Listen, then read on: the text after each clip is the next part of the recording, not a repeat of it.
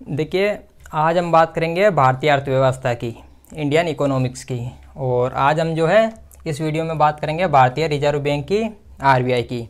और जानेंगे कि आरबीआई की जो है स्थापना कब की गई थी, और आरबीआई के जो है मुख्य कार्य कौन कौन से हैं, और आरबीआई जो है वो किस तरीके से मुद्रास्फीति को जो है वो कंट्रोल करके रखता है। इन सब की आज हम बात करेंगे। इससे सबसे पहले जो है आरबीआई की स्थापना के बारे में जान लेते हैं।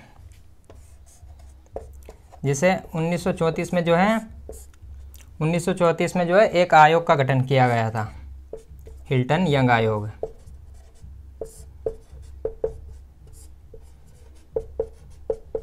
तो 1934 में जो है हिल्टन यंग आयोग का गठन किया गया, और इसी आयोग की सिफारिश के आधार पर जो है वो 1 अप्रैल 1935 को जो है आरबीआई की स्थापना कर दी जाती है।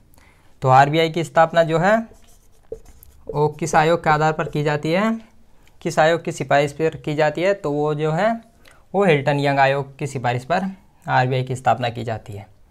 अब जैसे बात करें आरबीआई का मुख्यालय के बारे में जान लेते हैं। तो इसका मुख्यालय जो है वो मुंबई में स्थित है।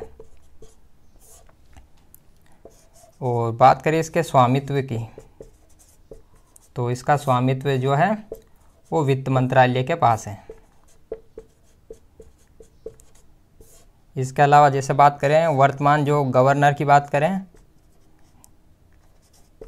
जो वर्तमान में आरबीआई का गवर्नर है वो है शक्तिकांत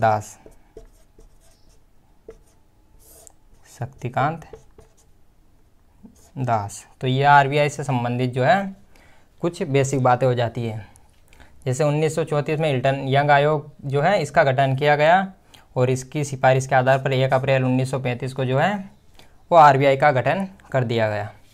इसका मुख्यालय मुंबई में है। इसका स्वामित्व जो है वो वित्त मंत्रालय के पास है, और इसका वर्तमान जो गवर्नर है वो है शक्तिकांत दास। जैसे बात करें जब आरबीआई की स्थापना की गई थी तो इसके पास कुल जमा राशि थी 5 करोड़ रुपए, जिसमें कि सरकार का जो हिस्सा था वो लगभग 20 से 22 लाख रुपए सरकार का हिस्सा था।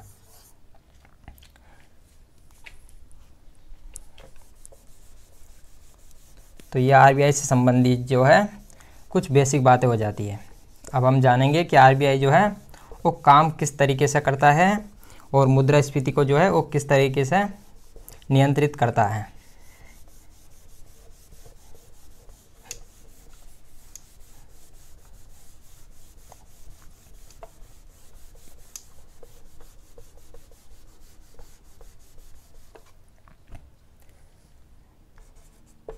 जैसे ये बैंक है आरबीआई, जिसे ये हम जो है केंद्रीय बैंक कहते हैं, नियामक बैंक कहते हैं, तथा इसे ही जो है वो बैंकों का बैंक कहते हैं।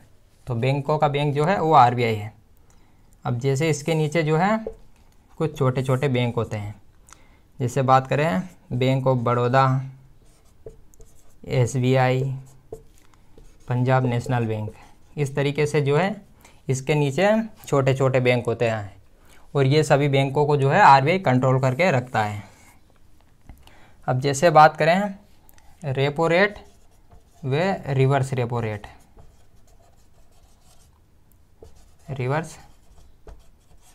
रेट, तो इनको समझ लेते हैं कि रेपो रेट व रिवर्स रेपो रेट क्या होते हैं। जैसे बात करें जो ये बैंक होते हैं, ये जो पैसा उधार देते हैं, लोन देते हैं, वो देते हैं जनता को। तो जनता के पास जब पैसा घट जाता है तो ये लोन लेने जाते हैं इन छोटे छोटे बैंकों से, और जब इन बैंकों के पास पैसा घट जाता है तो ये बैंक उधार लेते हैं आरबीआई से, इसलिए इसे बैंकों का बैंक कहते हैं। तो आरबीआई जो है इन बैंकों को जो जिस ब्याज दर पर जो है लोन देती है उसे कहते हैं रेपो रेट। तो इसे जो है रेपो रेट कहते हैं। जब आरबीआई जो है इन छोटे छोटे बैंकों को लोन देती है, पैसा देती है, तो उसे हम कहते हैं रेपो रेट।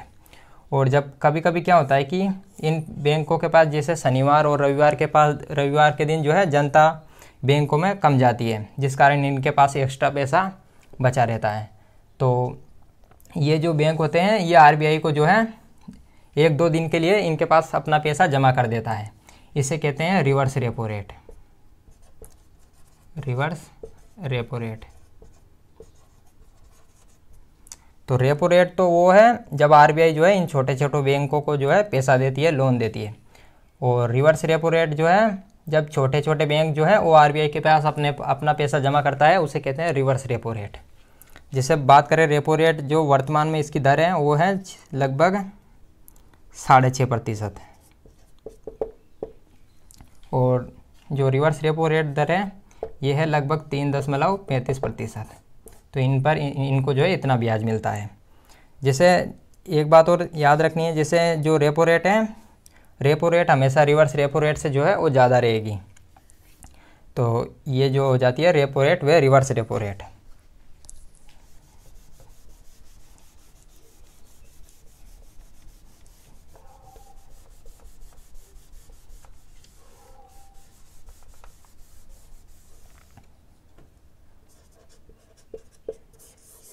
अब जैसे बात करें कुछ शब्द हैं, जैसे कि एक है एमएसएफ, एक है बैंक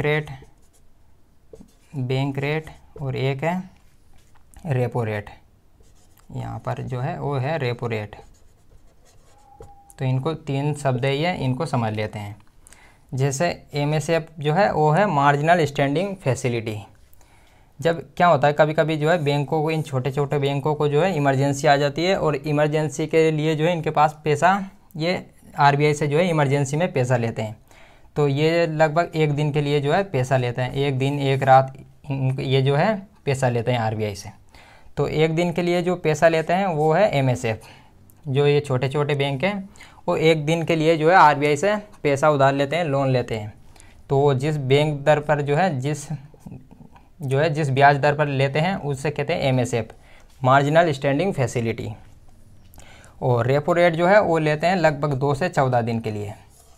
जब ये छोटे छोटे बैंक आरबीआई से जो है लगभग 2 से 14 दिन के लिए उधार लेते हैं, उन्हें कहते हैं रेपो रेट। वो रेपो रेट दर पर जो है लेते हैं। और 14 दिन से अधिक के लिए जब लोन लेते हैं तो वो लेते हैं बैंक रेट पर। तो ये एमएसएफ, रेपो रेट तथा बैंक रेट हो जाती है। अब जैसे बात करें, ये छोटे छोटे बैंक जब जनता को पैसा देते हैं तो ये भी जो है 2 दरों पर देते हैं। जैसे जो सामान्य जनता होती है, जैसे कि हम लोग हैं, हम लोगों को जैसे बैंक जो है वो पैसा देता है पीएलआर की दर पर, प्राइमरी लेंडिंग रेट। तो ये जो है ये आम जनता को देता है। जब हम जब हम जो है बैंकों से लोन लेने जाते हैं तो हमें जो है वो पैसा देता है पीएलआर दर पर, प्राइमरी लेंडिंग रेट पर। लेकिन जो बैंकों के जो पसंदीदा ग्राहक होते हैं, जो फेवरेट कस्टमर होते हैं बैंकों के, उन्हें बैंक देता है बेस रेट पर। तो बैंक उन्हें जो है वो बेस रेट पर देता है, हमसे जो है उनसे जो है वो कम ब्याज लेता है, जो बैंकों के फेवरेट कस्टमर होते हैं। तो अब इसके बाद जैसे कुछ और शब्द हैं, जैसे कि सीआरआर क्या होता है, एसएलआर क्या होता है, इनको भी समझ लेते हैं।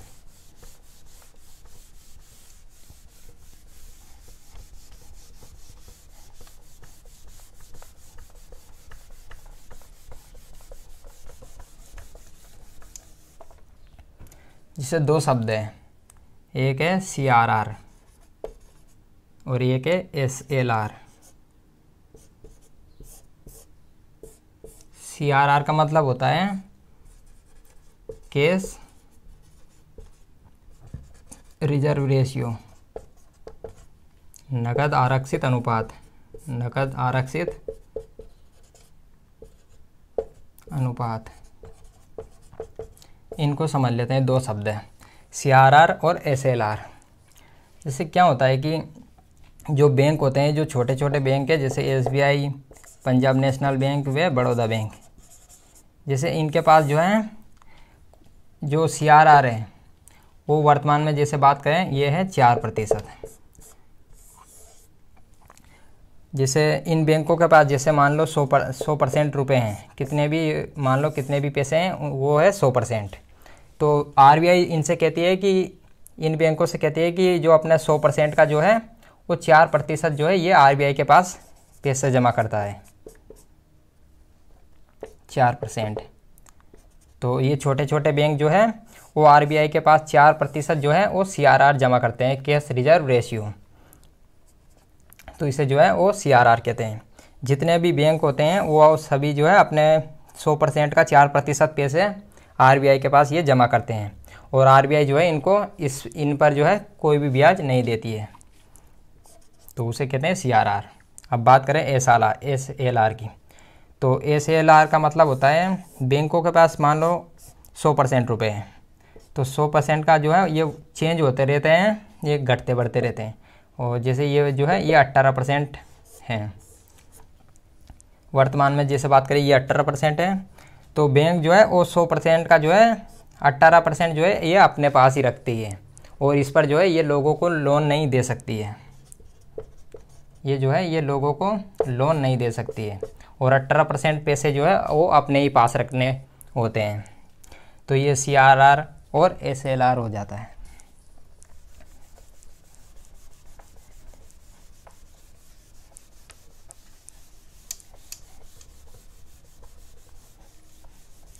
जैसे सीआरआर तो जो है वो 4% आरबीआई के पास रखना होता है, और जो एसएलआर होता है वो लगभग 18% जो है वो बैंकों को खुद अपने पास रखना होता है, वो जो है वो ग्राहकों को जो है उसमें से लोन नहीं दे सकती। अब जैसे बात करें तरलता की, कि तरलता किसे कहते हैं। तो तरलता जो है वो नगद पैसा को कहते हैं, नगद पैसा। और ये जो है ये अर्थव्यवस्था के लिए जो है घातक होता है। तो नगद पैसा को तरलता कहते हैं, और ये अर्थव्यवस्था के लिए जो है वो घातक होता है। जैसे मान लो किसी के पास जो है वो ज़्यादा पैसे आ जाते हैं, तो बाज़ार में जाता है और मोल भाव नहीं करता है, डायरेक्ट सामानों को ले लेता है। तो इससे जो है मुद्रास्फीति बढ़ती है, मुद्रास्फीति इससे बढ़ती है। मुद्रास्फीति का मतलब होता है सीधा सीधा महंगाई से। जब बाज़ार में जो है महंगाई बढ़ जाती है, हर चीज़ की जो है कीमत बढ़ जाती है, उसे कहते हैं मुद्रास्फीति। तो मुद्रास्फीति का संबंध महंगाई से। जिसे एक शब्द होता है मंदी। मंदी का मतलब होता है जब तरलता जो है वो बहुत कम होती है, कोई भी बाज़ार में जो है वो सामानों को खरीदता नहीं है, वो उसे कहते हैं मंदी। और एक शब्द होता है स्टैगफ्लेशन। स्टैगफ्लेशन, जब मंदी तथा मुद्रास्फीति एक साथ आ जाती है उसे कहते हैं स्टैगफ्लेशन, मंदी तथा मुद्रास्फीति। तो मंदी तथा मुद्रास्फीति, जो मुद्रास्फीति है वो बाज़ार में जब एक साथ आ जाती है उसे हम कहते हैं स्टैगफ्लेशन। तो मुद्रास्फीति को जब जो आरबीआई कंट्रोल करती है, वो हमने जाना था कि आरबीआई जो है वो किस तरीके से कंट्रोल करती है। जब मुद्रास्फीति को कम करती है आरबीआई, तो आरबीआई जो है वो लोन जो है वो ज़्यादा ब्याज दर पर बढ़ा देती है, ब्याज जो है वो ज़्यादा मांगने लग जाती है, और लोन इस वजह से लोग कम लेते हैं। तो मुद्रास्फीति को जो है ये कंट्रोल करती है।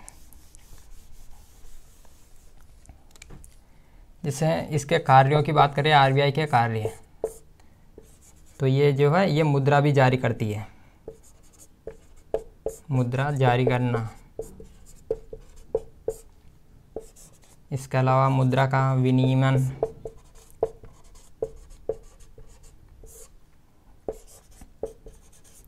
विदेशी मुद्रा का संरक्षण,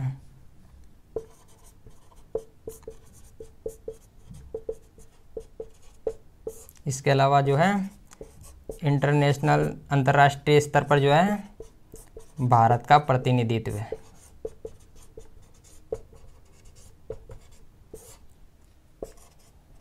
इसके अलावा साख प्रबंधन, ये आरबीआई के जो है कुछ कार्य हो जाते हैं। मुद्रा जारी करना, मुद्रा विनियमन, विदेशी मुद्रा का संरक्षण, अंतर्राष्ट्रीय स्तर पर भारत का प्रतिनिधित्व व साख प्रबंधन।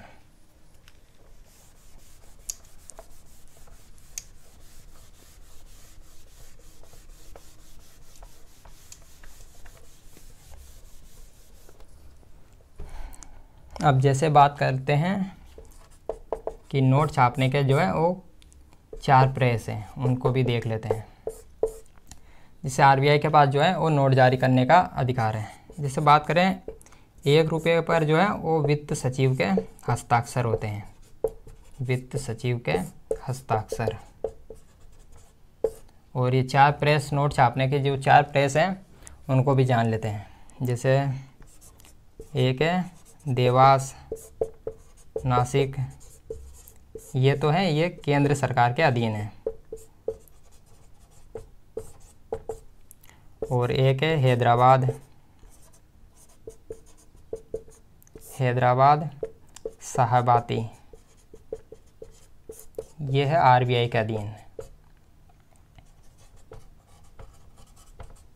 तो नोट छापने के जो है वो 4 प्रेस हैं। देवास, नासिक ये केंद्र सरकार के अधीन है, जबकि हैदराबाद व साहबाती ये आरबीआई के अधीन है। और जैसे एक और शब्द है टकसाल।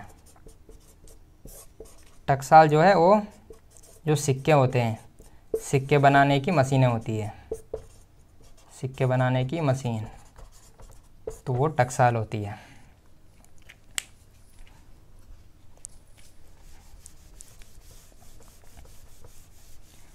तो ये जो है ये आरबीआई से संबंधित कुछ बातें थी।